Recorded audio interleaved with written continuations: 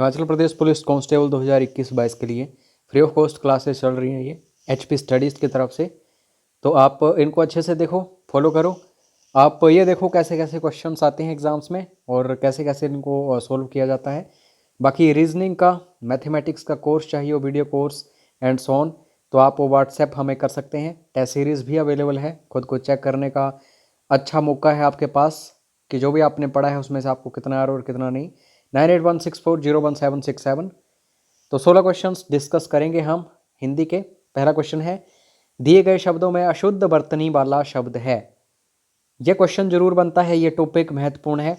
अशुद्ध बर्तनी, तो सबसे पहले तो आपको पता होना चाहिए कि कौन कौन से यहाँ पे सारे के सारे क्या हैं ऑप्शंस, और इनमें क्या गड़बड़ हो सकती है। बहुत बिल्कुल सही है, ऐसे ही लिखा जाता है। यहाँ पे अशुद्ध चुनना है हमें। प्रणाली, दोस्तों प्रणाली जो है इस तरीके से लिखा जाता है, तो यहाँ पे सही जो आंसर हो जाएगा वो बी ऑप्शन होगा।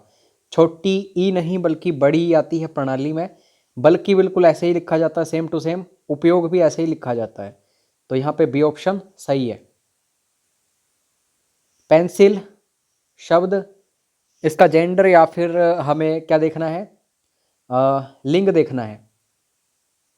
क्या ये पुल्लिंग है, क्या ये स्त्रीलिंग है, क्या ये उभयलिंग है।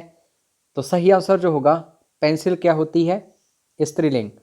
जैसे कि मैं पेंसिल की बात करूं, कच्ची पेंसिल, तो कच्चा थोड़ी ना बोलते हैं इसको, कच्ची बोलते हैं। तो पेंसिल जो है ये स्त्रीलिंग होती है। बी ऑप्शन सही है। और पेन क्या होता है, ये कमेंट करके बताना। पेन क्या स्त्रीलिंग है या फिर पुल्लिंग है। यहाँ पे वर्ग दिए गए हैं, एक चवर्ग है, एक टवर्ग है, एक तवर्ग है, एक पवर्ग है। तो हमें तालब्य का पता होना चाहिए। तालब्य क्या होता है, यह है हमारा मुंह, यह है गला, तो ये वाला एरिया जो है ये है तालब्य।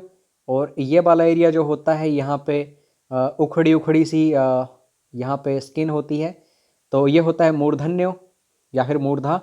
और उसके आगे क्या होता है, दांत। तो फिर उस हिसाब से हमें देखना होता है। सबसे पहले गले की बात करते हैं तो स्वर वगैरह जो हैं, और कवर्ग जो है, फिर उसके बाद चवर्ग जो है वो तालब्य जो है उसके अकॉर्डिंग होता है, फिर मूर्धन्य के अकॉर्डिंग टवर्ग होता है, और फिर उसके बाद तवर्ग होता है एंड सॉन। और फिर ओष्ठ जो होते हैं हमारे लिप्स, उसमें पवर्ग होता है। तो बस ऐसी चीज़ें आपको फाइंड आउट करनी है। तालब्य जो है चवर्ग, तो ए ऑप्शन यहाँ पे बिल्कुल सही होगा। ब जो है ये पवर्ग का हिस्सा है, और आप सभी को पता है पवर्ग जो है इसमें काम होता है किसका, ओष्ठ का। तो यहाँ पे आपको ओष्ठ चूज करना है। और व, अब ध्यान देना, अगर हम ये वाला ब जो है उसकी बात करते हैं, तो हम क्या करते हैं, अपने सिर्फ लिप्स जो हैं उनका ही यूज़ करते हैं। लेकिन वो जब बोलते हैं तो हमारा नीचे वाला जो लिप्स होता है उसको दांत से हम टच करते हैं। वो तो दंतोष्ठ होता है। ओष्ठ तो होगा ही होगा, क्योंकि ये बात है पबर की। लेकिन दांतों का भी यूज़ होता है जब हम व की बात करते हैं। ब की बात करते हैं तो सिर्फ ओष्ठ आता है। तो यहाँ पे क्वेश्चन घुमाया गया है, ध्यान देना, ये ऑप्शन सही होगा। स्वतंत्र सत्ता धारण न करने वाले शब्द क्या कहलाते हैं। अब क्वेश्चन किस तरीके से लिखा गया, अर्थ के रचना की दृष्टि से जो शब्द है उसके बारे में क्वेश्चंस आ जाते हैं, अर्थ की दृष्टि से आ जाते हैं। तो यहाँ पे सबसे पहले तो ये डेफिनेशंस आपको पता होना चाहिए। रूढ़ क्या होते हैं, यौगिक क्या होते हैं, योग रूढ़ क्या होते हैं। यहाँ पे दोस्तों रूढ़ जो है कोई भी शब्द है, जैसे कि मैं बात करूं आज, एक शब्द है ये, तो ये है रूढ़ शब्द। अगर मैं तोड़ दूं इनको, आ कर दूं, तो इसका क्या मीनिंग निकला, कुछ नहीं। जो, इसका क्या मीनिंग निकला, कुछ नहीं। जब मैं इनको तोड़ूंगा तो ये स्वतंत्र सत्ता को धारण नहीं कर पाएंगे, तो ये होते हैं रूढ़। अब यौगिक, यौगिक में क्या है, अगर हम इनको तोड़ते भी हैं तो कुछ ना कुछ मीनिंग निकल के आ जाता है। जैसे देवालय, तो जब तोड़ेंगे देव बन जाएगा, और आलय, तो देव भी यहाँ पे एक मीनिंगफुल शब्द है और आल्य भी। तो ये हो गए यौगिक। जब दो से ज़्यादा शब्दों से जुड़कर बनते हैं कोई शब्द, वो बन गए यौगिक। अब योग रूढ़ क्या है? जैसे कि आपने बहुब्रीहि समास के बारे में पढ़ा है, उसमें क्या होता है, दो पदों को आपस में जोड़ा जाता है और उसका अर्थ तीसरा ही निकलता है कुछ। तो योग रूढ़ भी वही होते हैं, जैसे कि नीलकंठ, दशानन। तो ये डिफरेंस होता है रूढ़ में, यौगिक और योग रूढ़ में। यहाँ से क्वेश्चंस बनते हैं। तो स्वतंत्र सत्ता धारण ना करने वाले शब्द होते हैं ये रूढ़, इनको तोड़ा नहीं जा सकता। इनमें से कौन सी शब्द पुल्लिंग है? तो दो ही तो यहाँ पे शब्द हैं, एक है अदालत और एक है गिलास। अदालत लगती है, गिलास में पानी होता है। गिलास किसका बना है? किसका मतलब पुल्लिंग है, तो पुल्लिंग ही हमें चुनना था, ये ऑप्शन सही है। इनमें से कौन सा शब्द संज्ञा से बना हुआ विशेषण नहीं है? तो अपमान संज्ञा होती है, अपमानित क्या हो गया? विशेषण हो गया। नियम क्या होता है? संज्ञा होती है। नियमित क्या हो गया? विशेषण हो गया। वर्ष क्या होता है? ये संज्ञा होती है। वार्षिक क्या हो गया? विशेषण हो गया। अपमान एक भाववाचक संज्ञा है, तो ये सही आंसर है। ये नहीं है, यहां पे बोला गया था विशेषण नहीं है, तो डी ऑप्शन सही है। दोस्तों स्कोर भी देखते रहा करो कि कितना स्कोर आप कर रहे हैं। 16 में से आपका स्कोर कम से कम 12 प्लस होना चाहिए, तभी आप सोच सकते हैं कि हमारी सिलेक्शन जो है पुलिस कांस्टेबल में होगी। हिंदी आपकी स्ट्रांग होनी चाहिए, क्योंकि इंग्लिश में वीक होते हैं आप, मैथमेटिक्स में भी वीक हो सकते हैं, रीजनिंग में भी वीक हो सकते हैं। हिंदी में अच्छा स्कोर करना होता है। इनमें से कौन सा शब्द पुल्लिंग से बना हुआ स्त्रीलिंग है? तो काली जो है ये एक स्त्रीलिंग है। बड़ा, ऐसा, ये तो पुल्लिंग है, तो इनको रिमूव कर दो। तो काला जो है उससे काली बनाया गया है, तो पुल्लिंग से स्त्रीलिंग बनाया गया है, ये ऑप्शन सही है। इनमें से कौन सी युग्म शब्द सही है? तो अंश है, हिस्सा बताया गया है, तो ये गलत है। अंश होता है, इस अंश का मतलब होता है हिस्सा। उपकार भलाई, ये बिल्कुल सही है, उपकार और भलाई एक ही है। कुल, इसका मतलब होता है टोटल, और किनारा मतलब कूल होता है, तो ये भी गलत है। तरंग, तरंग होती है लहर, लेकिन घोड़ा जो है तुरंग होता है, तो इनको भी पढ़ के जाना, युग्म शब्द जो होते हैं। सही आंसर आ गया उपकार भलाई।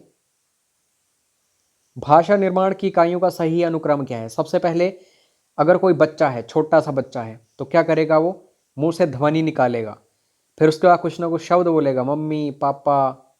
उसके बाद वाक्य बनाने की, पद बनाने की कोशिश करेगा, दो दो शब्दों को जोड़ेगा, तीन तीन शब्दों को जोड़ेगा, फिर लास्ट में वाक्य बोलेगा पूरा। तो ध्वनि, शब्द, पद, वाक्य, भाषा निर्माण की इकाइयों का सही अनुक्रम है ये, डी ऑप्शन सही है। दिए गए शब्दों में शुद्ध वर्तनी वाला शब्द कौन सा है?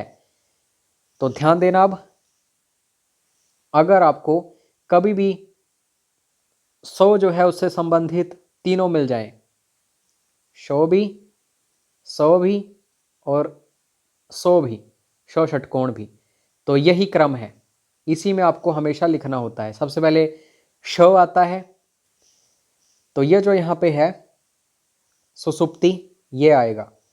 दोनों छोटी ऊ की मात्राएं हैं। सो स्पेरा पहले आएगा, सो षटकोण बाद में आएगा, और छोटी ही आएगी ई की मात्रा भी, सुषुप्ति। डी ऑप्शन सही है, और ये क्वेश्चन बहुत इंपॉर्टेंट है, बार बार पूछा जाता है। परोपकार में प्रयुक्त संधि का नाम है? तो परोपकार, परोपकार, तो ओ बन रहा है। अगर ओ बन रहा है तो समझ जाओ कि ये एक गुण संधि है। अगर ओ बने, ए बने, तो ये गुण संधि होती है, तो बी ऑप्शन सही है। स्वर संधि जो है उसी का पार्ट है गुण संधि भी। निम्नलिखित में से उपसर्ग रहित शब्द है? उपसर्ग वो होते हैं जो किसी मूल शब्द के पहले जोड़े जाते हैं। सुयोग, सु यहाँ पे उपसर्ग है। विदेश, बी यहाँ पे उपसर्ग है। अत्यधिक में अति जो है ये उपसर्ग है। लेकिन सुरेश में सुर जो है ये एक मूल शब्द है, ईश इसके साथ जुड़ा है प्रत्यय, तो डी ऑप्शन सही होगा। उपसर्ग यहाँ पे नहीं है, बाकियों में इन तीनों में है। इनमें से कौन सा शब्द सर्वनाम से बना हुआ विशेषण है? तो यहाँ पे सारे ऑप्शंस देखो, मैंने आपको विशेषण जब करवाए थे तो सार्वनामिक विशेषण एक करवाया था। तो सार्वनामिक विशेषण जो है वो होता है जैसे कोई, तेरा वगैरह वगैरह। तो तेरा जो है यहाँ पे क्या है, सार्वनामिक विशेषण है, ये सर्वनाम से बना हुआ एक विशेषण है। और मैंने आपको बताया है कि सार्वनामिक विशेषण कैसे देखते हैं। सार्वनामिक विशेषण के आगे संज्ञा का यूज होता है, और जब हम सिर्फ सर्वनाम का इस्तेमाल करते हैं तो संज्ञा नहीं आती। तो इससे पता लगाया जाता है तेरा भाई, तेरा कुर्ता, कुछ भी बोले हम, संज्ञा अगर लग रही है तो तेरा क्या है, विशेषण है ये। अगर संज्ञा के साथ हम सर्वनाम इस्तेमाल करेंगे तो वाक्य गलत हो जाएगा। ठीक है। इनमें से कौन सी शब्द कालवाचक अव्यय है? अव्यय काफी महत्वपूर्ण एक विषय है, इसको अच्छे से पढ़ के जाइएगा। कालवाचक यानी कि टाइम का पता चलेगा।